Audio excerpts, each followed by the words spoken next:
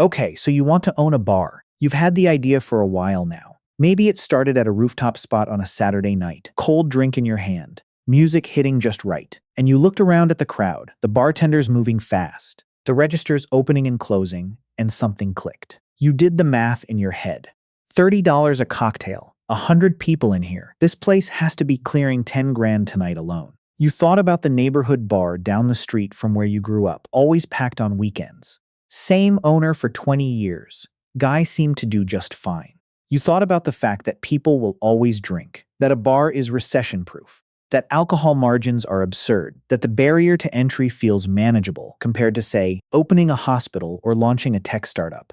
Buy a space, stock it with bottles, hire a few people who know how to pour, and let human nature do the rest. The problem is that math you did in your head at that rooftop bar was wrong in almost every way that matters. And the guys who figured that out too late are the reason the bar failure rate in the United States sits somewhere between 60 and 80% within the first 5 years. This is the economics of owning a bar, and it is nothing like what you think it is. You start with the good news, because the good news is real. Alcohol margins are genuinely some of the best in the entire food and beverage industry. A bottle of mid-shelf vodka costs you somewhere between $12 and $18 wholesale. You pour it into a glass with some ice and a splash of soda, put it on a cocktail menu for $14, and you have just turned a $2 pour into $14 of revenue.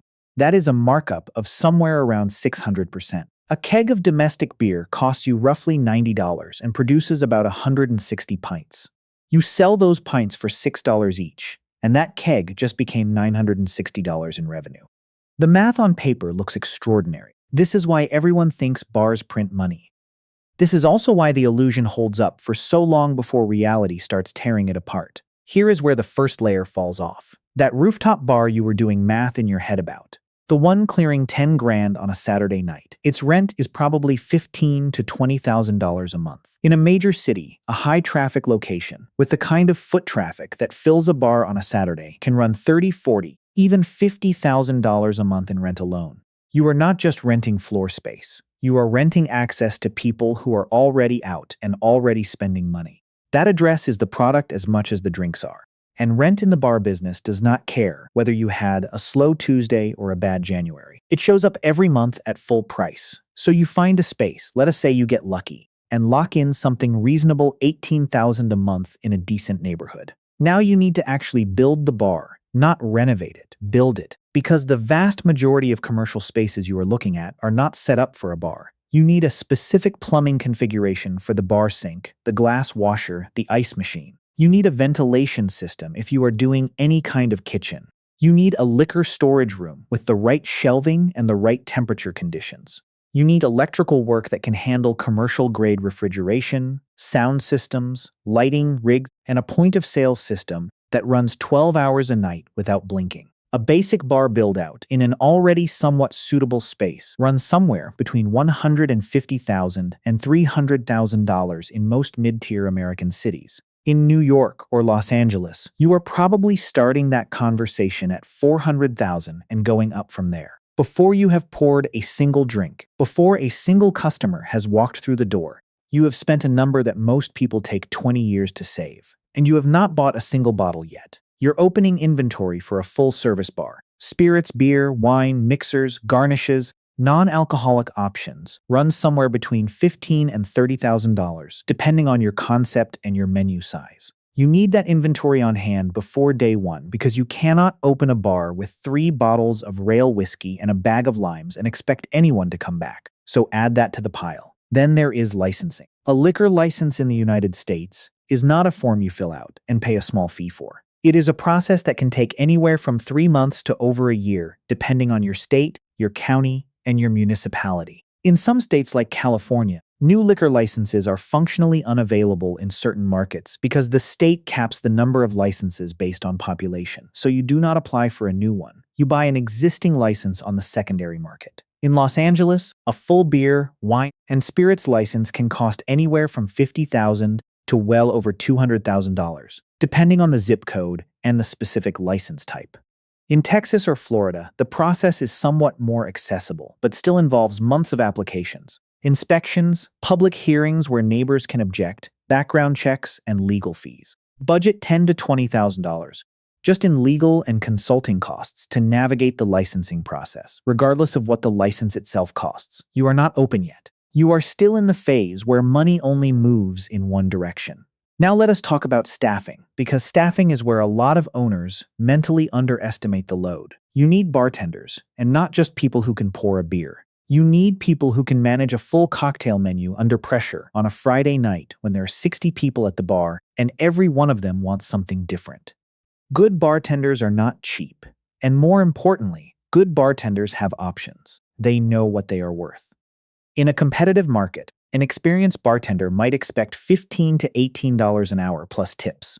You also need barbacks to keep them stocked and moving, and barbacks expect tips shared from the bartenders. You need a floor staff if you are running table service. You need a door person on busy nights. You need someone doing security if you are staying open past midnight in a neighborhood that gets active. And you need a manager because you cannot be there every shift, every night, every week, and expect to not lose your mind within 6 months. Your labor cost in a well-run bar should land somewhere between 25 and 35% of your total revenue.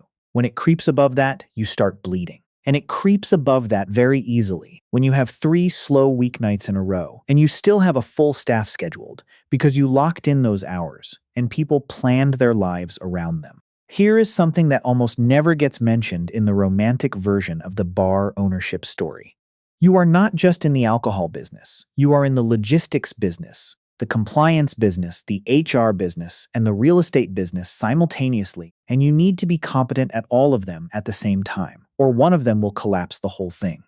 Health department inspections can shut you down over a temperature log someone forgot to sign, a liquor board violation from an employee who served someone who looked old enough but wasn't can cost you your license.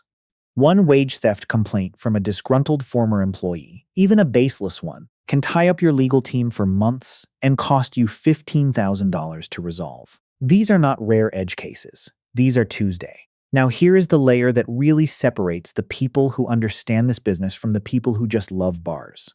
Revenue in the bar industry is violently uneven, and almost all of it clusters in a narrow window of time. About 60 to 70% of a typical bar's weekly revenue happens between Thursday night and Sunday night. Within those nights, about half the revenue happens between 10 p.m. and 2 a.m. What that means in practice is that you are essentially running a business that has 4 or 5 genuinely productive evenings per week, and then a lot of expensive overhead that runs whether you are packed or empty. The Monday night where 4 people come in for a quiet drink is still costing you bartender wages, utilities, refrigeration running, music licensing fees, and your rent accruing. The business does not pause because the crowd did. And the crowd is not as predictable as you think. Weather affects bar traffic more than most people realize. A rainy Tuesday in November in Chicago is not sending people out to your bar. A major sporting event in a city where you do not have the right screens or the right atmosphere is sending people somewhere else. A new bar opens 3 blocks away with a slicker concept and a bigger marketing budget, and some of your regulars migrate over there for the novelty, maybe permanently. Your bar's revenue is highly sensitive to factors you have limited control over, and those factors compound quickly. Let us do the actual math on a realistic, not catastrophically bad, bar scenario. You open a neighborhood bar in a mid-sized city. Rent is $12,000 a month. Labor runs about $14,000 a month with your full staff. Cost of goods, meaning your actual alcohol and supplies, runs about $8,000 a month at a healthy margin. Utilities, music licensing through ASCAP and BMI, so you can legally play music in your establishment. Trash removal, pest control, insurance. That package runs another $3,000 to $4,000 a month. Your loan payments on your build-out financing run another $3,000. You are at roughly $40,000 in monthly fixed and semi-fixed costs before you have paid yourself a single dollar or put anything aside for repairs. To cover $40,000 in costs at a 40% net margin on your drinks, which is optimistic, you need to generate about $67,000 in monthly gross revenue just to break even. That is roughly $2,200 in sales every single day the bar is open. On your 4 strong nights a week, you need to be doing $5,000 to $6,000 per night. That is not impossible, but it is also not a given. It requires execution, consistency, marketing, a concept that people actually want to return to, and a fair amount of luck in terms of location and timing. And when something breaks, the walk-in cooler compressor, the draft beer system, The HVAC unit in August. That repair does not ask you whether you have the money. A commercial refrigeration repair can run $3,000 to $7,000. You need cash reserves for that. And a lot of new bar owners do not have cash reserves because they spent everything getting open. Here is where the conversation about profit margins gets honest. A well-run, established, owner-operated bar in a good location with a loyal customer base might net somewhere between 10 and 20% of revenue as actual profit that ends up in the owner's pocket. On a bar doing $800,000 in annual revenue, which is a solid performer, that is $80,000 to $160,000. Not bad, but you spent $300,000 or more to get there. You worked 70-hour weeks for the first 2 years, and that profit number assumes nothing went sideways. Some of the best-run bars in America barely clear $50,000 in owner profit after everything is accounted for. And the owners are there 6 days a week. The bars that actually build wealth are not the ones where the owner is behind the stick every night. They are the ones that get systematized, where the concept is replicable, where the staff runs the operation without the owner physically present, where the brand is strong enough that a second location makes sense. That is a different business entirely. That requires you to stop thinking like a bartender who owns a bar and start thinking like a hospitality operator who manages systems. Most people who open bars want the first thing. Most people who build wealth from bars had to become the second thing. And it takes years and a significant amount of painful adjustment to get there. There is also a version of bar ownership that the economics actually support quite well, and it does not look like what you see in movies. The dive bar or the neighborhood spot with low rent, a simple menu, no kitchen, a loyal local base, and an owner who is deeply embedded in the community. Low overhead, low complexity, steady regulars, minimal staff. The economics of that bar are often better on a percentage basis than the flashy cocktail lounge that wins design awards and gets written up in lifestyle magazines. Prestige and profitability in this industry are often running in opposite directions, and the people who survive long-term tend to have figured out which one they actually care about. The bar business will teach you things about human behavior, cash flow, community, and operational discipline that you cannot learn in a classroom. There are people who have built genuinely good lives from it. There are bars that have been in families for 3 generations. The business is real, and the rewards are real. But they are not the rewards you see from the outside on a Saturday night, when the room is full and the music is loud and everyone looks like they are exactly where they want to be. The rewards are quieter and slower and harder earned than that. The most dangerous sentence in the bar business is one you have already said to yourself. People will always drink. They will. But they do not have to drink at your bar. They have to choose your bar over and over, night after night, week after week. Getting that choice right, the concept, the location, the pricing, the atmosphere, the staff, the consistency, is not something that happens automatically just because you love bars. It happens because you built a machine that earns that choice every single time. That machine is what the business actually is. Every bar you walk into from now on, you are going to see it differently. You are going to look at the staff and calculate the labor cost. You are going to look at the cocktail menu and estimate the pour cost. You are going to look at the crowd on a Wednesday and wonder whether this place is actually making money tonight or just staying alive. That shift in how you see things is worth something. It means you are thinking like an operator instead of a customer. If this kind of ground-level financial reality is what you want more of, the numbers behind the businesses that look simple from the outside and are nothing like that from the inside stick around. There is a lot more of it here, and none of it is what you expect.